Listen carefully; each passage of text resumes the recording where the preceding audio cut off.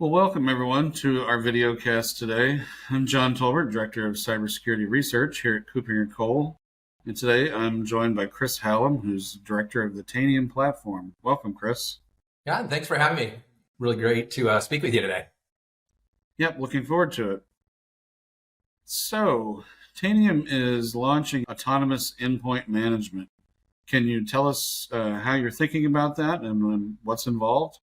Autonomous endpoint management is the convergence of UEM, DEX, and vulnerability management, and potentially other endpoint domains where the use of AI will be used to automate the majority of endpoint tasks. AEM seeks to significantly reduce administration and enable the reallocation of resources towards employee enablement and innovation activities.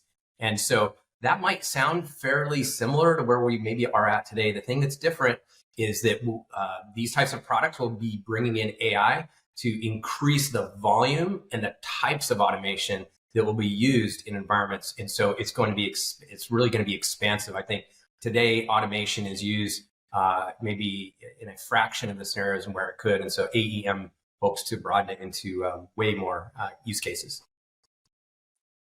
Yeah, it sounds like it's a next generation of what we had previously known as unified endpoint management. Would you agree with that?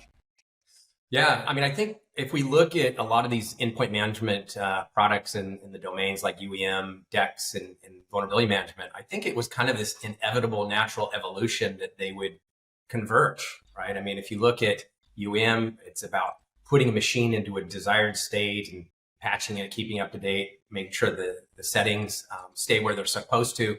And then DEX, of course, is on the other side of that. It's almost like server monitoring, except for the client. It's about, well, let's make sure that that endpoint is actually as healthy and as productive for the end user as it can be.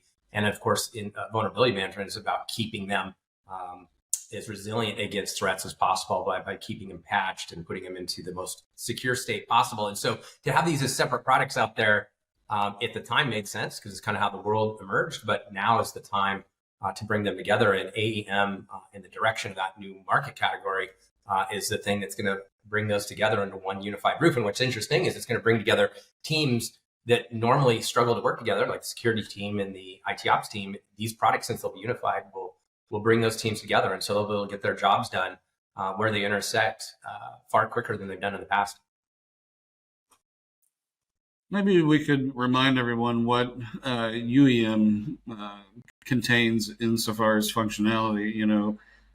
It's hard to protect what you don't know that you have. So, we like to say, in our research, it starts with asset discovery and classification, doing an inventory of, what's on all the affected endpoints, and endpoint and patch management. Patch management, has long been preached as something that we need to do to decrease our risks. As soon as patches are available, as expeditiously as possible, get patches in place.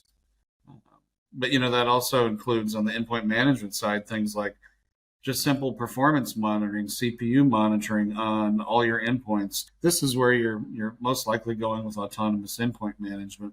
The incident response piece today, is largely manual processes, and you can do things like contain an endpoint, do isolation, and many products allow for things like remote wiping. But how widely used that is in the customer environments, I think we're not quite there yet in terms of really fully automating that in terms of both capabilities the products have, but maybe also willingness on the part of management to use automation. What do you think about the role of automation, especially for endpoint management then?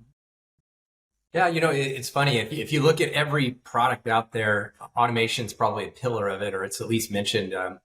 But the reality is my perception is most organizations and vendors out there are providing automation plumbing. They're not really providing the automation itself always, or at least to the degree that you like. And part of that is automation is inherently, it can be dangerous. And the challenge with automation is if you're going to roll out any sort of change, whether it's a patch, whether it's a configuration change, and you're going to deploy that at scale, there's a risk of something going wrong. And the challenge with UEM products, every endpoint management product for the most part, Tanium being a little different as we'll get to in a minute, is if you don't know the real-time state of those endpoints, if you don't know that they're healthy or not, or that they are, if you don't know what configuration state that they're truly in right now, because an hour ago they may have been in one state, in this moment they may be in a different state. You roll that automation out and you actually may create more harm than good. And so that's kind of why I believe the potential of automation has never been realized, because everybody's inherently constrained in the type of automation they'll do because they don't really know what state their environment's in. They have a general sense of what it is. It may, for one endpoint, may be a minute old.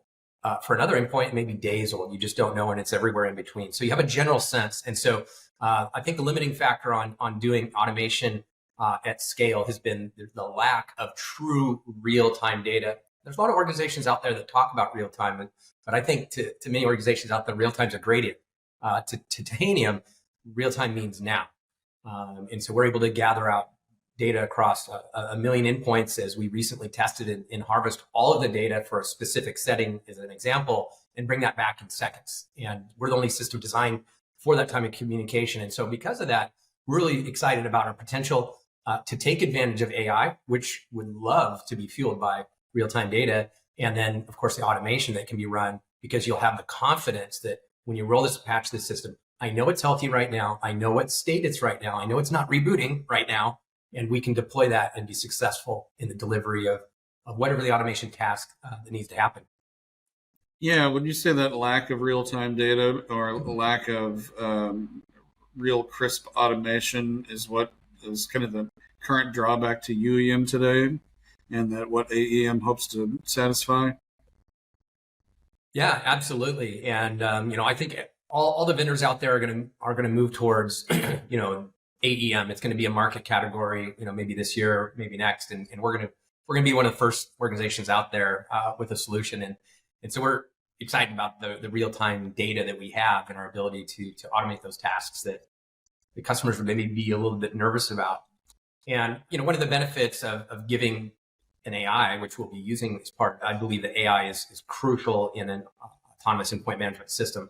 Our ability to get the AI fueled with real-time state data on all of the endpoints that it may be considering for a purpose of task will really be helpful, because they'll be able to generate a confidence score, right? Like, hey, here's how confident you can be in this specific task to roll it across all of the endpoints that the AI may be making a recommendation for.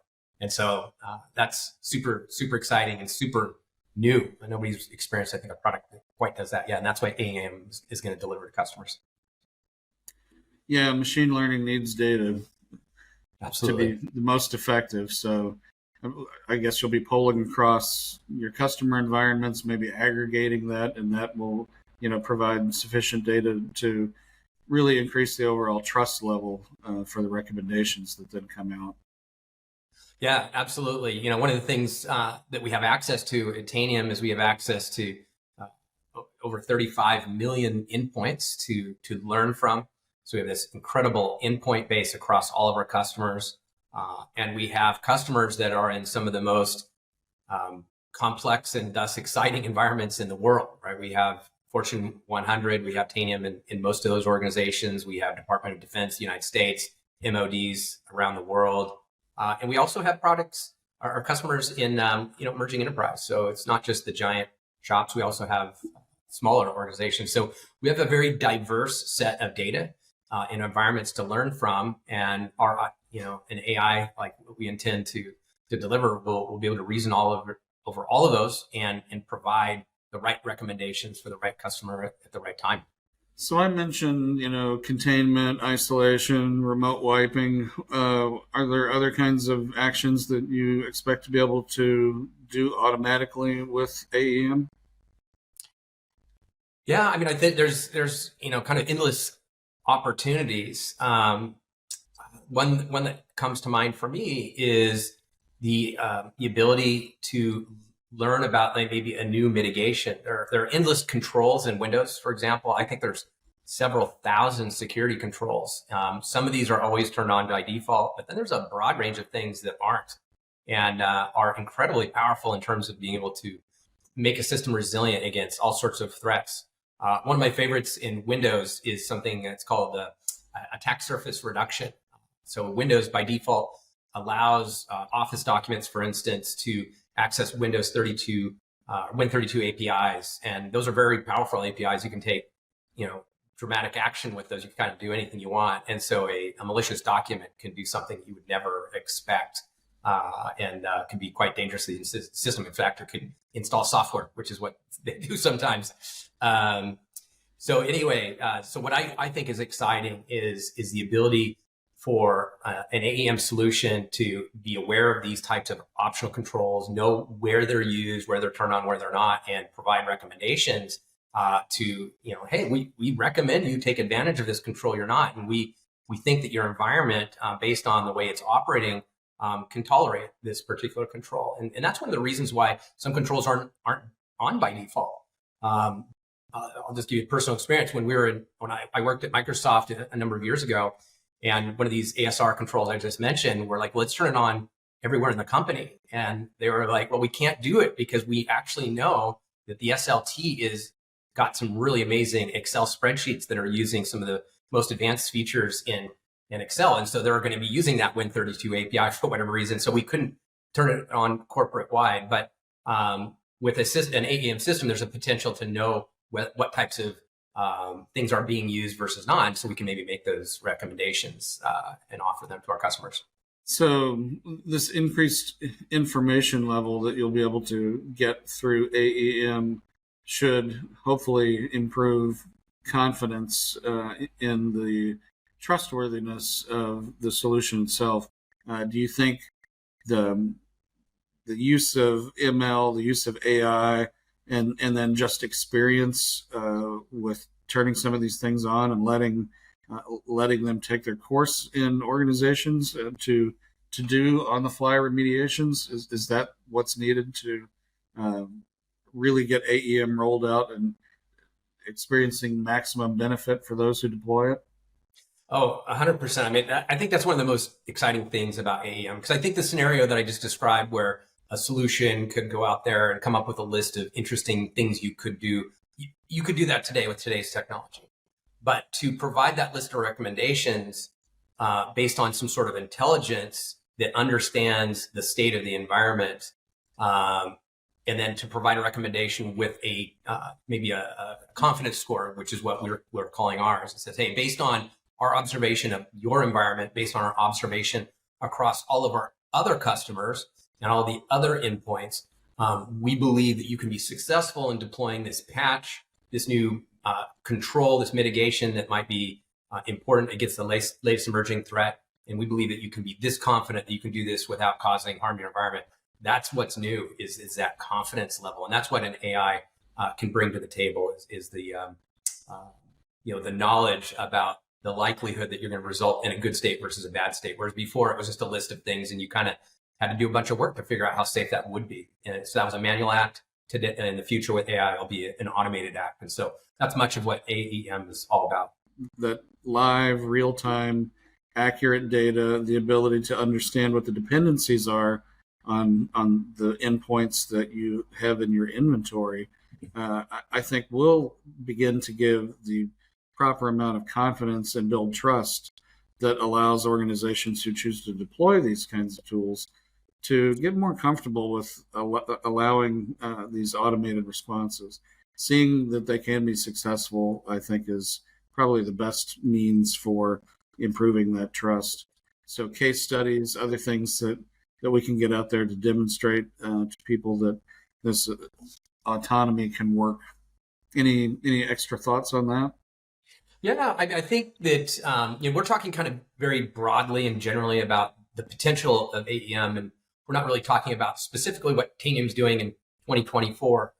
What I can tell you is there's really two journeys that are happening in parallel. One is the vendor journey, and Tanium's on the vendor journey, and we're going to be delivering as much automation as we can over time, and it's going to increasingly go from more manual, or I guess what I would call kind of a trust but verify stage, where recommendations are provided and the customer looks at it and they consider it and they get the confidence score, and then they decide to run it or not.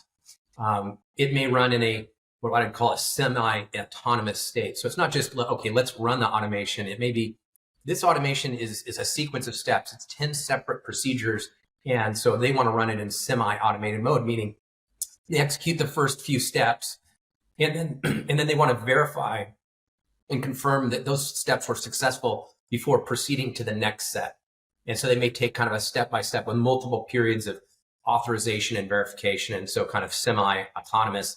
And then later on, there will be this transition where a subset of the automation and recommendations become fully automated. There's a lot of trust with these tasks, and these other ones remain in semi-autonomous. And then way out in the future, maybe these systems increasingly run themselves, maybe by default. But that's way out in the future. So that's the journey we're going to be on, is helping people get through those stages. So one of the key principles to our solution that we're building is to allow people to go through that journey. Autonomous is not a binary. It means that it's something you can do, and you get to decide how autonomous you want it to be. And so central to our solution is the ability to ensure that every customer remains in complete control of the automation, all the way from the selection of the automation they choose, as well as the execution of that. So you can either let it run on its own or control it each and every step of the way. So that's central to a solution in our mind. So that's our journey, is providing those types of capabilities. The journey that our customers on are to transition themselves to a level where they become confident and trust an AEM solution. And that's going to be up to the vendor to do a great job delivering the right recommendations, having the right concepts like confidence scores or whatever other concepts other vendors may create. And so that we can create that trust with customers so that they don't inadvertently wreck their environments by running automation too pervasively across their environment. So it'll take time for customers to kind of take that same journey we're on. And the way we're going to get them there is by providing the right features, and so they can control it. They can become confident. They then will develop trust, and then they will increasingly run more and more automation without maybe the trust and verification. So anyway, it's an exciting journey we're on, and the customers will have to be there with us the whole way.